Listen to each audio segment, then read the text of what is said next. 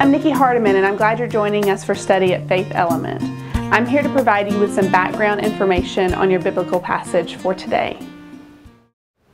The text for this week is Luke 19:28 through 40. In this text, we see Jesus' grand entrance into Jerusalem for the Passover celebration in the week just before his death.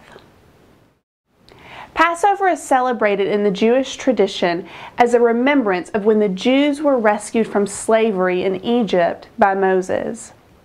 During the celebration, the story of the Exodus is remembered and retold.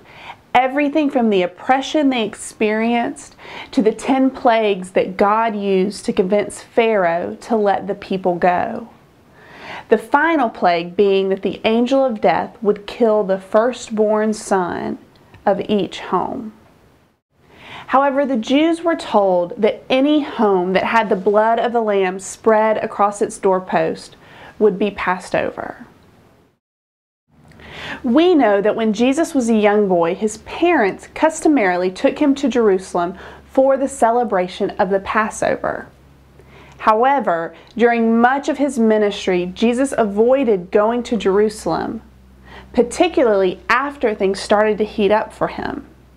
He knew that it was dangerous for him to go to the city that was at the heart of the organized religion that was so threatened by his teachings. However, at the beginning of this Passover week, Jesus does not even sneak into the city of Jerusalem. He boldly enters the city with his disciples shouting loud praises about him. Many believe that by entering Jerusalem in this way, Jesus was fulfilling a prophecy found in Zechariah 9:9. When I read this text, it kind of feels like a pageant or some kind of play, and each person in the production is playing their dutiful role. As they prepare to enter the city, Jesus tells his disciples to go and find a colt that is tied up and has never been ridden. He tells them that if somebody asks them what they are doing, to tell them that the Lord needs it. So the disciples go into the village, and as they're untying the colt, it was the owner of the colt that asks them what they were doing. The disciples responded as Jesus told them to, and the owner let them take it. Now, maybe the owner knew about Jesus, who he was and what he was doing, but still, the colt would have been an important possession to the owner, and he doesn't even check out the disciples' story. The symbolism of Jesus riding in on a donkey is not easily missed. This is Jesus' moment when his disciples get to really recognize him publicly as a king, and he rides in on a donkey. Most kings ride in on a horse with a huge entourage, but not Jesus.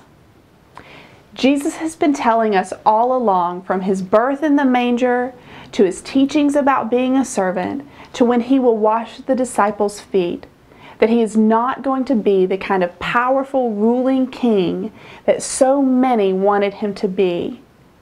By coming in on a lowly donkey, Jesus is just giving us another picture of what kind of king he was meant to be.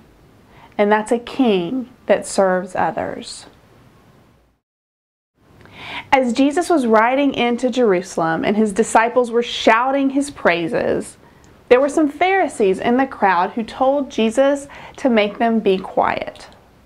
These Pharisees were growing increasingly irritated with Jesus and the crowds that he would draw. They really just wanted him to go away and to stop subverting their power. Jesus lets them know that he isn't going away. He tells the Pharisees that if they silence his disciples, that the rocks would cry out for him. Nearly everyone present in this story is participating in the praise of Jesus as king.